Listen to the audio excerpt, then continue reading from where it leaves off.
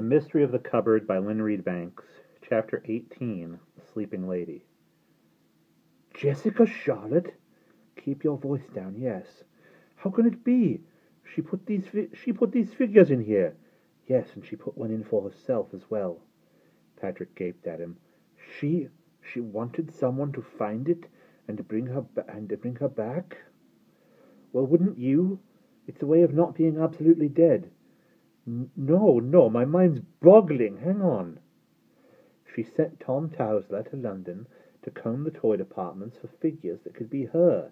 She chose one she felt right about. Her gift helped her to pick, of course. Then she put it in the cash box with the others, knowing that if, in the future, anyone brought them to life, she'd come to life too. Omri, shut up. This is impossible. Wait, if she was brought, I mean like now, it must have been during her lifetime. She would know. She'd remember coming. She did. What? You didn't tell me that. I forgot. It was just a little thing, part of the account that you couldn't be bothered to read. Here, I'll find it. He unearthed the notebook, leafed through the pages, and found the place he wanted. Here it is. It came back to me when Tom told me. Now listen.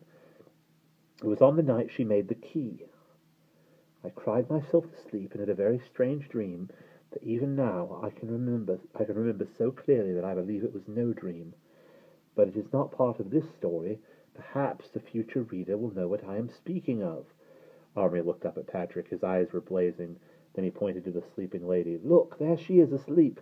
She didn't even undress. She just fell asleep where she was. I know what that little thing in her hand is. See it just sticking out? It's the key, of course. She's just finished making it. The key, Patrick said in a dazed way. We've brought her right in the middle of her story, don't you see? If we could wake her now, for her to have her dream, which is really coming here, we might be able to persuade her not to steal the earrings. Patrick was perfectly still and silent for a long moment. Then he put both hands up to his ears and pressed hard. He pressed so hard he was shaking all over his face, and he was contorted worse than Tom. And his face was contorted worse than Tom's. Then he dropped his hands and looked at Omri in the face. "You're raving mad," he said between his teeth. "This is dangerous.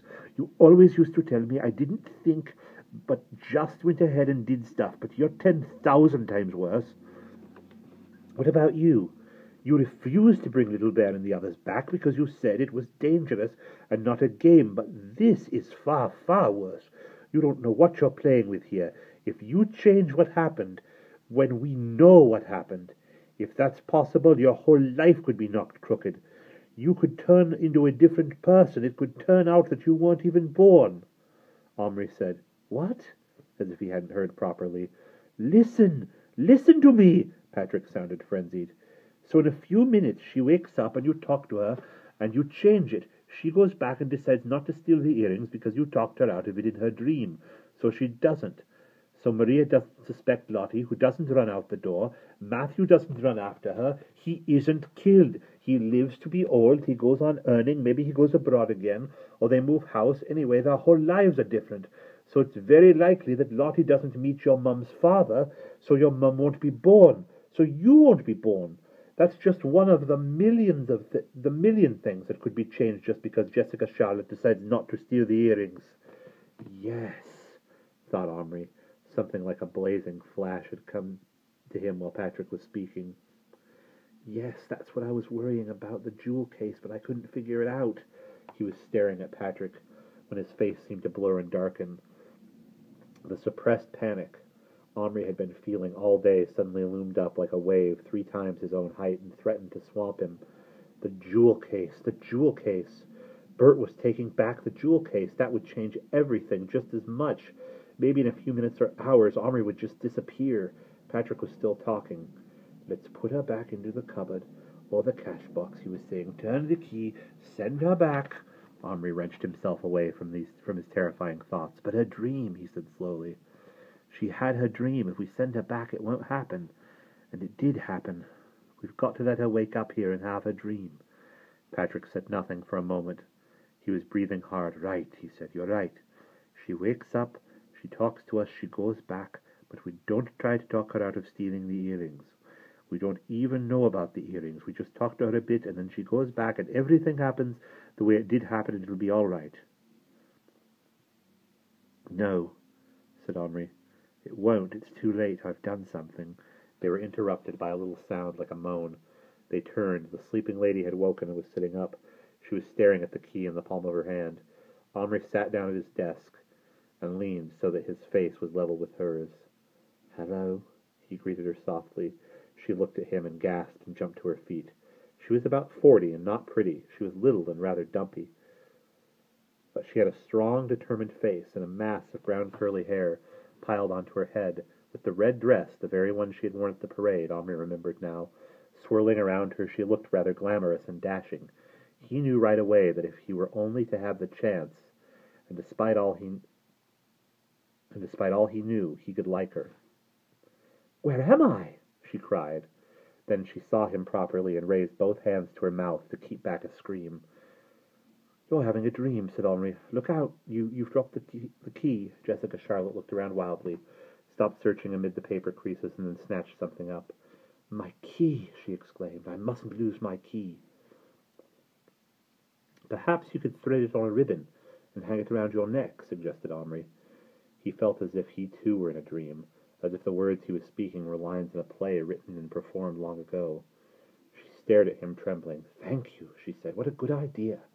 She examined her wide sleeve, pulled the bow loose, and drew a red ribbon out of its eyelet holes around her sleeve. She threaded it through the top of the key, tied the two ends together, and slipped it around her neck. "So you've enjoyed the parade," said Henri. "I wish I could have seen it." She looked at him in bewilderment. You weren't there," she said. "Everyone was there." "Not me." "How do you know I rode in the parade?" she asked him. "I just do," said Henri. "Don't worry about it. Dreams don't have to make sense." She was staring at him. "Are you related to me?" she asked. I'm your posterity," Henri said solemnly. "Are you Fred's son?" "If you ever pulled the lead for him, you'd know he never had a son," Henri said. "Shall I pull the lead for you?" she asked, still gazing at him. "But you haven't got any lead here." "I have the key," she said with sudden gaiety, holding it up. "Shall I melt this down and read your fortune?" Henri gave Patrick a swift look. Patrick shook his head violently. Henri looked back at the lady. "You'd melt the key down, lose it." "I could make another," she said, and tossed her head. "Come on, let's do it. I'll tell you everything." "No," said Henri, "I don't want to know the future." She stopped smiling. "Oh, wise young man," she said slowly. "How I do honor thee." Then Henri heard himself say, "I could tell you your future, though." Patrick trod heavily on his foot under the desk. The lady said, "Have you inherited my gift?" "No," said Henri, "I just have an open mind." "An open mind! An excellent attribute. I must remember that, an open mind. Tell me just one thing," she said, "only one, if you know it. Truthfully, will you?" There was silence in the room. Then Henri nodded. He couldn't help himself. The knowledge he had of her was bursting in his mouth. "Will I do what I have set myself to do?" "Yes," said Henri, "you'll do it." "And will I live to be glad or to regret?" Before Henri could say a word, Patrick had pushed him aside. "Miss Driscoll, could you sing one of your songs for us?" "One of my... Oh, it's been months since I've performed. I have nothing prepared." "Oh, please, we've never been to the music halls." "Never been? Oh, then even in a dream I must oblige you, young sirs." Her manner had changed. She put a hand up to her hair, then looked about her, saw her hat lying near her feet, and swooped to pick it up. She turned her back for a moment and set it on her pile of hair, thrusting two almost invisible hat pins through the crown to hold it in place. Then she turned to face them. "I need a stage!" she cried loudly. Henri looked around. The cash box. He turned it upside down so that its smooth metal base, with no lump of sealing wax or little carved handle to trip her, was on top. He opened a book and stood it beside the platform like scenery. With his good hand, the other arm was in a cast, Patrick turned the desk lamp on so that it shone on the stage and switched it on. A big school eraser provided a convenient step. In a moment, the little crimson-red figure in the big plumed hat had mounted the small platform, just the right size for her. She seemed to become an artiste before their eyes. Her plump little figure grew taller, more commanding.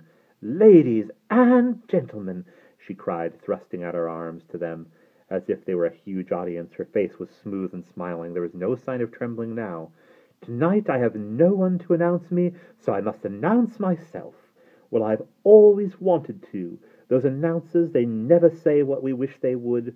Who knows the worth of an artiste better than she does?" She gave a cocky little flick of her head that made them laugh out loud. "Nor do I have an accompanist. But do I need one? No. I have a voice that will carry to the back of any gallery in England, or any barrack, come to that. Sit back, ladies and gentlemen, and enjoy the entertainer who has thrilled the crowned heads of Europe and cheered the troops on their way to fight the foe. I'll give you the darling halls of the toast. I'll give you the darling of the halls, the toast of the Tommies, Miss Jessie Driscoll." The boys burst into spontaneous applause. Omri clapped, and Patrick, slapping his good hand on his knee. They couldn't help it. She acknowledged it, then held up her hands. When they were perfectly quiet, she began to sing, her clear tones ringing out as if amplified. And there we will pause.